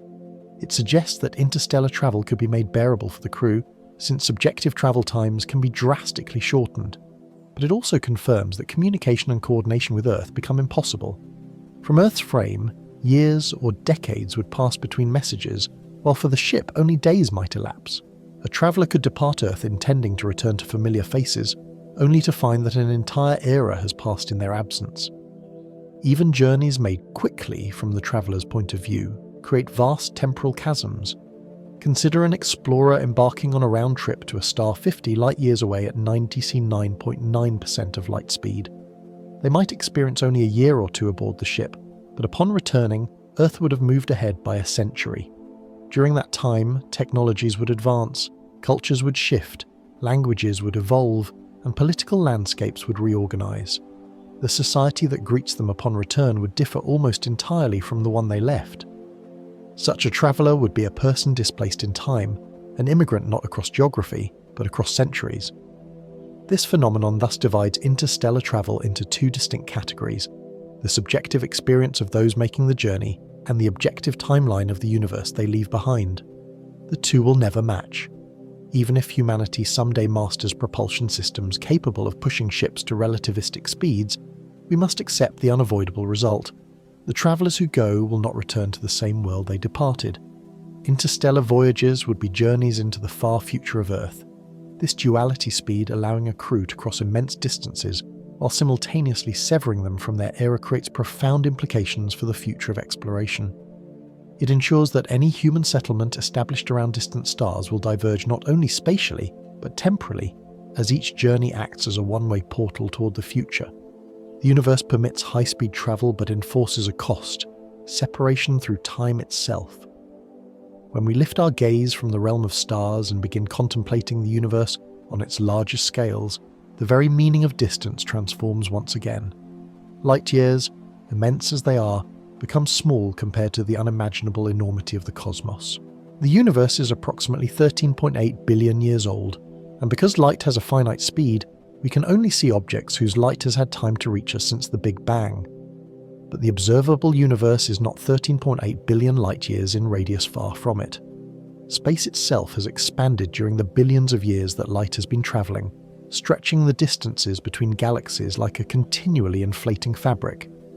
As a result, the observable universe extends about 46.5 billion light-years in every direction, forming a sphere roughly 93 billion light-years across. Beyond this boundary lies a vast, unreachable realm whose light has not yet reached us and may never do so. This limitation isn't due to any technological shortcoming. It's woven into the structure of space-time itself. Within this immense cosmic bubble reside an estimated 2 trillion galaxies, each containing billions or trillions of stars. Trying to comprehend this number is an exercise in humility. When we look at even the darkest patch of sky with telescopes like Hubble or James Webb, countless galaxies emerge, spirals, ellipses, chaotic starbursts, each a colossal island universe separated from others by unimaginable distances. Yet the largest structures in the universe go far beyond individual galaxies. Gravity organizes galaxies into clusters, groups of dozens, hundreds, or even thousands bound together in vast gravitational wells. These clusters themselves are part of even larger superclusters, which weave together into filaments, cosmic tendrils stretching hundreds of millions of light-years long. Between these filaments lie enormous voids, hollow regions nearly empty of galaxies, spanning tens or hundreds of millions of light-years.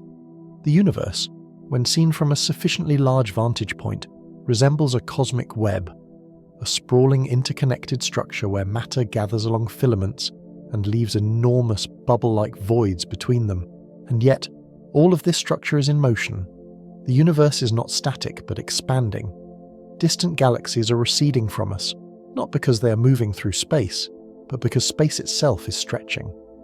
This expansion was first discovered by Edwin Hubble in 1929, when he observed that the farther a galaxy lies from Earth, the faster it appears to recede. This relationship, known as Hubble's law, reveals that space is expanding uniformly, carrying galaxies apart like dots drawn on the surface of an inflating balloon. At small distances, gravity can overcome the expansion. Galaxies within the same cluster remain gravitationally bound. Our own local group, which includes the Milky Way, Andromeda, and dozens of smaller galaxies, will remain intact for billions of years. But at larger distances, expansion dominates. Some galaxies are receding so quickly that their light will never reach us, no matter how long we wait. This does not violate the speed of light constraint because nothing is moving faster than light through space. Instead, the space between us and distant galaxies is growing, adding distance faster than light can cover it. This subtle distinction is crucial. The cosmic speed limit applies to objects moving through space-time, not to the expansion of space-time itself. As the universe continues expanding and accelerating due to a mysterious phenomenon we call dark energy, more and more galaxies will slip beyond our cosmic horizon. Their light, now moving toward us, will eventually be overwhelmed by the rate at which space stretches. In trillions of years, only our local group will remain visible. The rest of the universe will fade into darkness, unreachable and unobservable forever. And this leads to a profound realization. Some regions of the universe are permanently cut off from us. Even if we possess spacecraft capable of traveling arbitrarily close to the speed of light, we could never reach galaxies beyond a certain distance, because space expands faster than light can traverse it. These unreachable regions are not merely far away, they are fundamentally inaccessible. No message can reach them, no signal can return from them. They lie beyond communication, beyond travel, beyond influence. This cosmic horizon creates a boundary not of physical walls, but of temporal limits. We cannot see events whose light has not yet arrived, nor can we ever observe anything currently receding from us faster than light due to cosmic expansion. In this sense, the universe is far larger than what we can perceive.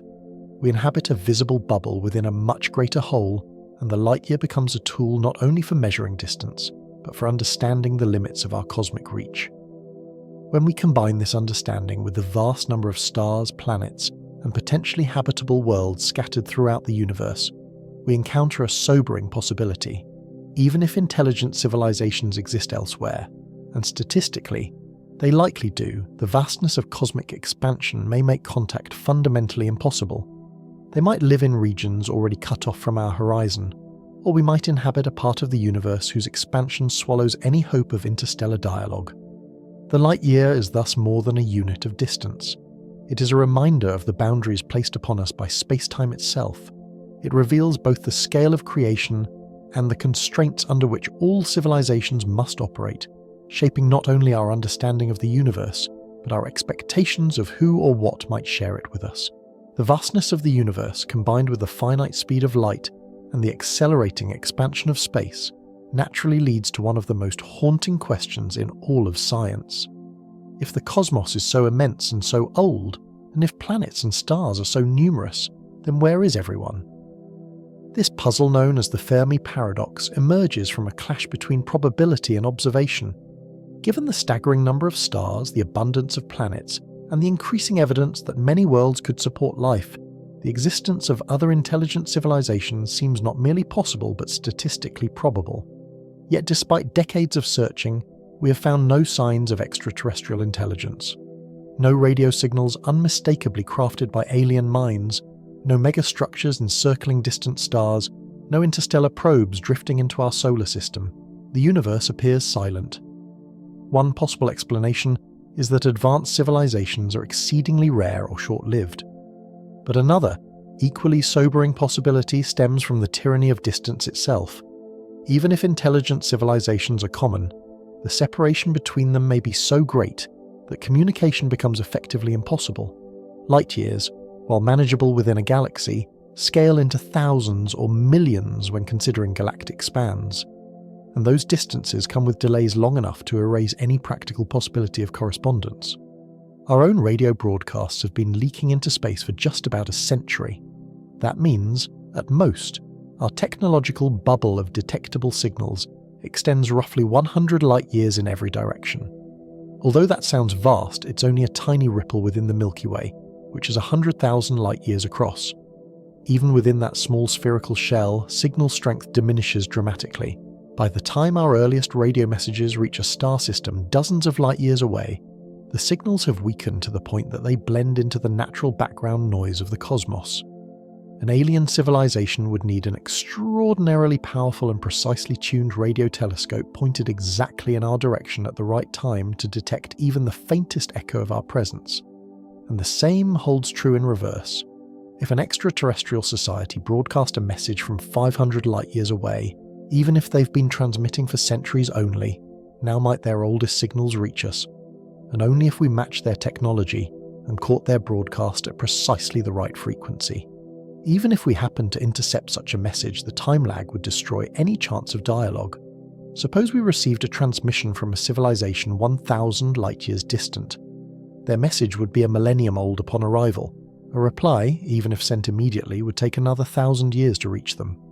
By the time they received our answer, the civilization that composed the original message might no longer exist. They might have undergone cultural transformation, technological collapse, or natural extinction. Or they might have evolved beyond recognition. The galaxies are filled with stars destined to live for billions or even trillions of years, far longer than the brief lifetime of human civilizations. Across these immense periods, even thriving societies may flicker into existence and fade long before another capable species notices them. In such a universe, it is entirely possible for intelligent civilizations to arise frequently, yet never overlap long enough or close enough for conversation. Space becomes a vast ocean where countless lonely islands exist, each separated by distances too great for their inhabitants to meet, speak, or even confirm one another's presence. This idea becomes even more poignant when we consider the universe's accelerating expansion. Large regions of space are drifting away faster than light can cross the growing gap. Civilizations in those unreachable regions might fill their local galaxies with vibrant cultures, deep histories, and extraordinary technologies, but they exist outside any horizon we will ever access. They cannot see us. We cannot see them. Their light will never reach us, and ours will never reach them. In a sense, the cosmos may be richly populated, but each cluster of civilizations exists within its own bubble of communicability, forever isolated from the others by the laws of physics. Even within our own galaxy, the delays and distances are severe enough to impose near-total loneliness. Consider that two technologically advanced civilizations separated by 10,000 light-years, a modest distance on galactic scales, would require 20,000 years for a single conversational exchange. By the time responses arrive, both societies might have risen, fallen, and transformed multiple times. Communication would no longer be communication. It would be archaeology. You would be studying the last words of a civilization that may have died centuries or millennia earlier. Many scientists suspect that this lack of overlapping communication windows may explain why the universe appears so eerily quiet. Life may indeed be common, intelligence might be widespread, but contact may be effectively impossible because the cosmos is too large and civilizations too far apart in both space and time for meaningful interaction. The light year thus becomes not only a measure of distance but a barrier. It represents a frontier that intelligence cannot easily cross. It imposes solitude on worlds that might otherwise wish to reach out. It ensures that many civilizations may develop independently, achieve wonders, and eventually vanish, all without ever learning of each other's existence. This loneliness is not a flaw of technology, it is a feature of space-time. The universe's structure itself enforces silence, dividing civilizations across epochs and star systems with impenetrable gulfs of darkness and time. And in this silence lies a profound reflection. If we truly are surrounded by countless other minds scattered across the cosmos, we may spend our entire history knowing them only through the faintest whispers of starlight, or not at all. When we grapple with the true scale of the universe, the immensity of light years, the vastness of interstellar gulfs, and the quiet isolation imposed by the speed of light, it inevitably reshapes the way we perceive ourselves, our lives, and our place in existence. These cosmic distances are not merely scientific curiosities, they are philosophical revelations. They remind us that Earth, with all its problems, conflicts, triumphs, and fragile beauty, is a single tiny world orbiting one ordinary star in a galaxy filled with hundreds of billions more. Every joy and tragedy in human history has unfolded on a speck suspended in a silent ocean of darkness. When seen through the lens of cosmic time and space, our daily worries shrink dramatically. Arguments, deadlines, frustrations, insecurities.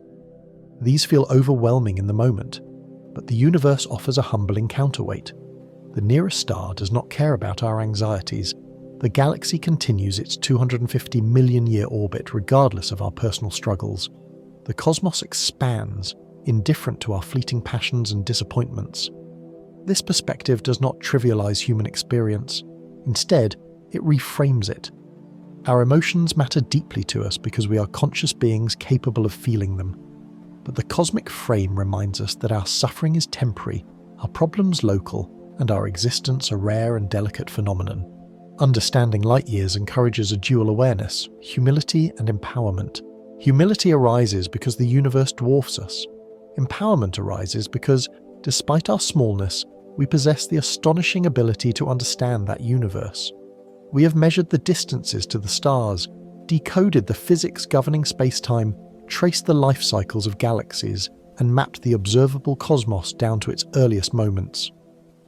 We are atoms arranged in such a way that the universe can look back on itself and ponder its own nature. This is no small thing. Humanity's ability to comprehend cosmic scales is one of the most remarkable achievements of consciousness, an achievement shared by no other species we know of. In that sense, understanding light years elevates our significance, not diminishes it. We are tiny, but we are aware. We are fragile, but we are curious. We may be fleeting, but we can dream beyond our lifetimes. The more we learn about the universe, the more we recognize the preciousness of our existence. Life, as far as we can tell, is rare. Intelligent life may be rarer still, and technological civilizations capable of altering their environment, exploring beyond their world, and reflecting on the nature of being might be so exceedingly uncommon that Earth could be one of only a handful of such places in the galaxy, or perhaps even the only one. If so, the responsibility placed upon us becomes enormous. We would be the universe's sole known witnesses. Every work of art, every scientific discovery, every act of kindness, every moment of insight becomes part of a unique and irreplaceable story in a cosmos otherwise silent. Even if intelligent life exists elsewhere, the distances between stars ensure that they will be effectively unreachable. Humanity may never know them. They may never know us. This means that what we build here, our societies, our knowledge, our values, could be the only example of such things for light years in every direction. The fragility of this situation becomes clearer when we consider how easily our civilization could be lost. The Earth is small, the universe is vast, and the window for an intelligent species to thrive may be narrow. War, environmental collapse, asteroid impacts, or technological missteps could bring an end to humanity long before we spread beyond Earth. Understanding the cosmic scale of light years encourages us to protect what we have. It teaches us perspective not just personally but collectively. Our differences, so often sources of division and conflict, shrink when placed against the backdrop of the galaxy. Political borders become invisible on a cosmic map. Cultural disagreements fade in significance when seen from tens of thousands of light years away. In the grand scheme of the Milky Way, humanity is a single family, one species sharing one world in a universe overwhelmingly hostile to life. Light years, in this sense, become moral teachers. They show us what truly matters. They reveal how extraordinary it is that we exist at all. They remind us that our time is short and precious, that unity is more important than division, and that the continuation of knowledge and life is a responsibility we must not neglect. They encourage gratitude for every moment we get to experience on this small, improbable planet. They urge us to care for the world that made our existence possible. And above all, they challenge us to think beyond the immediate future, beyond tomorrow, beyond our lifetimes, and consider what humanity might become if we choose to build wisely rather than destructively. Understanding light years is not simply about astronomy. It is about seeing ourselves through a wider lens and discovering meaning in the face of cosmic immensity. As we reach the end of this journey through the vast scales of the cosmos, the meaning of a light year becomes far more than a technical definition. Yes, it is the distance light travels in 1 year, about 46 trillion kilometers, but the true significance of the light year lies in what it reveals about our relationship with the universe. It exposes the staggering expanse of space, the immense separations between stars, and the enormous timescales that govern cosmic evolution. It shows why distances cannot be measured sensibly in everyday units when dealing with a universe billions of years old and trillions of kilometers wide. Our nearest neighbouring star, Proxima Centauri, is more than 4 light years away, a reminder that even the closest steps into interstellar space involve distances far beyond anything humanity has ever crossed. The Milky Way itself spans roughly 100,000 light years from edge to edge, a structure so vast that even a beam of light, the fastest thing in existence, would require 100 millennia to traverse it. And beyond our galaxy lies a cosmos filled with trillions of galaxies, each one containing billions of stars, each star potentially accompanied by worlds of its own. When we look at the night sky, we're not seeing stars as they are in this moment, but as they were years, decades, centuries, or millennia ago. The night is a tapestry woven from ancient photons. Sirius shows us what it looked like nearly 9 years ago. Betelgeuse offers a glimpse into the 1400s. Light from galaxies millions of light years away began its journey before humans existed at all. A light year teaches us that the universe is not just a place of vast distances, but of deep time, and the speed of light is not merely a physical constant, it is the foundation upon which space-time itself is built. Nothing with mass can exceed it. It defines the minimum time needed for information to travel across the void. It sets hard boundaries on communication, exploration, and connection. When astronomers use light years, they are not choosing convenience. They are acknowledging the fundamental limitations imposed by the universe. These limits shape everything we dream about when imagining our future among the stars. If we ever send people to other star systems, their journeys will be tied to time dilation and the effects of relativity. Even at near-light speeds, a round trip to a distant star might take a few years for the travelers, while centuries pass back on Earth. Explorers who leave could return to a world transformed by generations of change, and if humanity does establish colonies around distant stars, those settlements will inevitably grow independent, not through rebellion, but because the universe's design leaves them no other choice. Communication delays measured in years or decades prevent real-time governance or coordination. Each colony will evolve its own culture, identity and history, drifting apart from Earth not only in space but in time. Beyond even these challenges lie the deeper boundaries of the expanding universe. Regions of space are receding from us faster than light can bridge the growing distance. This does not violate physics, it is a natural consequence of cosmic expansion. But it guarantees that vast portions of the universe will forever remain beyond our reach. Their light will never reach us. No message we send will ever reach them. They exist forever outside the sphere of possible contact. The light year becomes a symbol of our cosmic isolation, but also of our cosmic connection. For while the universe's vastness prevents us from interacting with most of what exists, light still binds us to the stars we can see. Every photon that reaches your eyes has journeyed across unimaginable distances to bring you a story from another place and another time. When you step outside at night and look upward, you are participating in one of the oldest and most profound human experiences, witnessing the universe across light years of distance. You are seeing starlight that has travelled for years, centuries, even epochs to meet you. The atoms in your body were forged in ancient stars that lived and died long before Earth existed. The calcium in your bones, the iron in your blood, and the carbon that makes life possible were all created in stellar furnaces and scattered through space before eventually finding their way into you. Understanding light years deepens this connection. It reminds us that we are not separate observers looking out at a distant universe. We are part of it. We are made of the same matter, governed by the same laws, illuminated by the same stars. Light years invite us to contemplate our smallness, while also celebrating our capacity to comprehend things far beyond our scale. They encourage us to value the fragile uniqueness of human life in a universe where life may be exceedingly rare. They challenge us to see beyond everyday concerns, to think in centuries and millennia, to imagine futures that stretch across star systems rather than simply across nations. And perhaps most importantly, they allow us to appreciate the wonder of existence.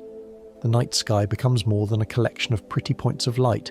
It becomes a window into our cosmic history, a reminder of how extraordinary it is that we can stand on a small world, orbiting an ordinary star, and yet grasp the geometry of space-time itself. So whenever you look up at the stars again, remember the journey their light has taken. Remember the distances encoded in every glimmer, and remember that the universe, vast as it is, has allowed you to understand a small but profoundly meaningful part of its story. That understanding is a gift, one that connects you to the cosmos across the light years.